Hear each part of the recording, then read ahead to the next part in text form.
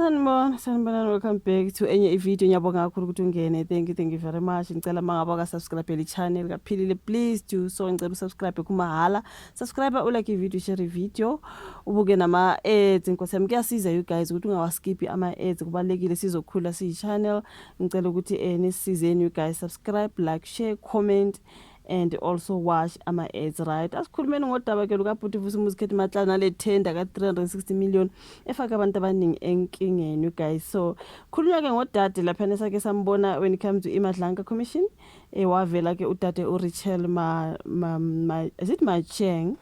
Is Brigadier Rachel Macheng wa trenda lana kuthiwa ke uye waveza ukuthi ke uVusi Muzikhethi Matlala kwi boyfriend yakhe, okay, imali kade ithola from uVusi Muzikhethi Matlala kwakuyimali nje akade ithola as some sort of girlfriend allowance, you know, like umuntu manithandana bese kuthi imali, you know, abantu baphikisana bathi hayi unamanga wenzela ukuthi kungaze kwavela ukuthi bethatha ama bribes kanjani, sebezothi bebejola bebephana imali kanti nje bekungama bribes, into ezikanjalo. Kwavela indaba zama BBL wathi hayi mina ngifaka ama BBL, bakhona bafaka ama BBL, mina ngazi ngathi wathina ubethetho Ozempic, into ezikanjalo. There's just a whole lot of drama you guys. So ngiyabona labo dade baya trenda. Kukhona uRachel Macheng bese kuba khona ke I think bathe is General Sinthumule. For me, honestly speaking, I was mistaking the two. General Sinthumule and Rachel Macheng.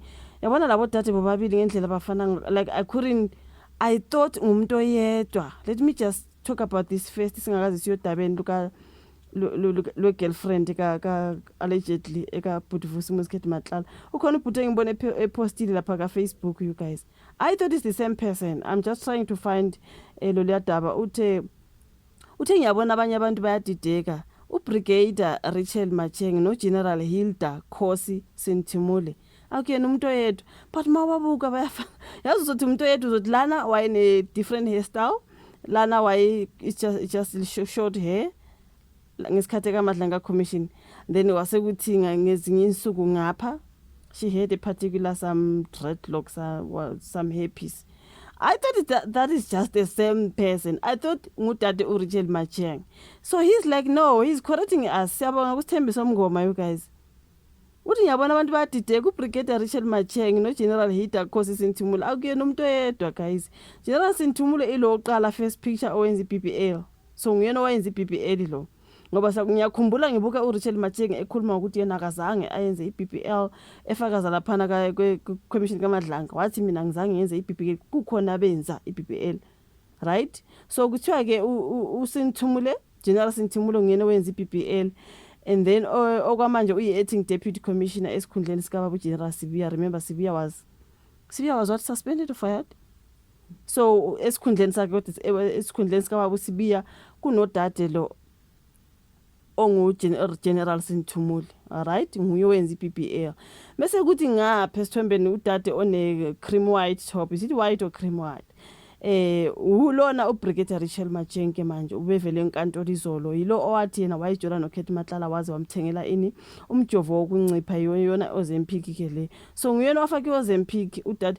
Like for me bengithi ngumuntu oyedwa you guys, bengithi ngumuntu oyedwa. So I'm like ngiyabonga kusithembisa umngoma because hey bengizoqamba amanga kulama video.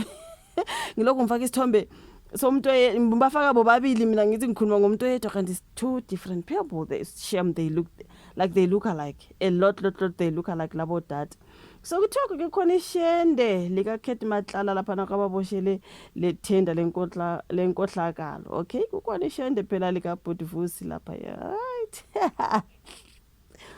Hayi inkosi yami, elinye lamaphoyisa angu-12 avele lapha lenkantolo emanje yasePitoli ngolesithathu ekseni.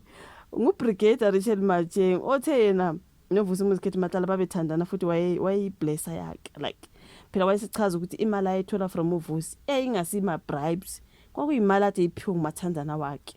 Abantu bathi stop lying, we know you are fooling us. Wena ubribe nje ususe hey bafaka ama BBL, bafaka Ozempic, bajova yo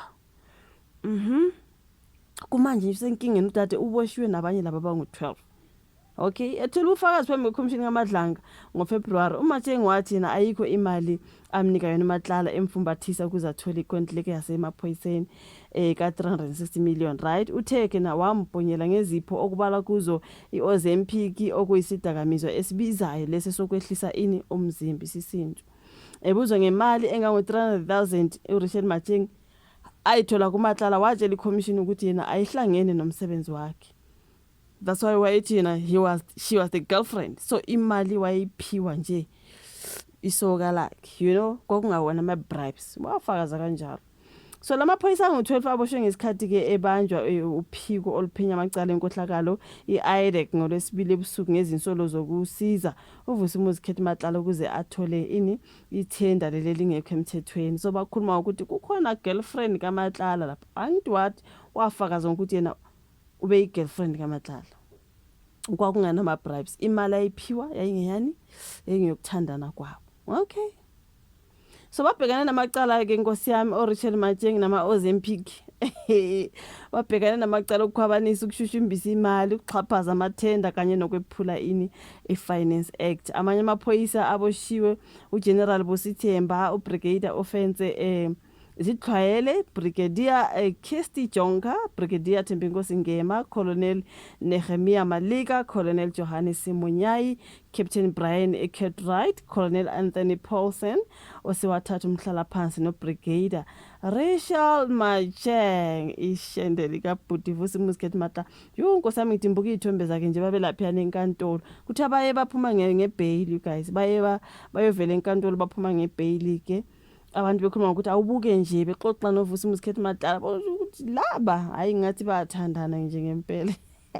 Ayikuningi guys, yazini she ngicabanga uyiphoyisa manje so uyaboshwa nawe ya akuningi Nkosi yami uRachel. Hayi ukuthi Matlala Nkosi yami nibafakile abantu abaningi enkingeni kanti yini? Kanti imali yake yayinjani kanti sifaka abantu abangaka enkingeni? Khona manje wabumasimula obiziwe lokuthi azofakaze enkantolo ngoApril 21. uCommissioner wamaphoyisa kazwelonke kuthiwa usenkingeni ngenxa yayo le tender ka-360 million eyathola wayitholile uBhuti Vusumuzi Khethi Matlala and then it was cancelled. Yabuye yakhanselwa kodwa ke ibafake enkingeni kakhulu amaphoyisa amaningi Nkosi yami. What a pity. Kodwa as for Rachel Matsheng, the girlfriend, little Ozempic. So the one who was putting PPL, was he also dating uMatlala? Umamsinthumule njani?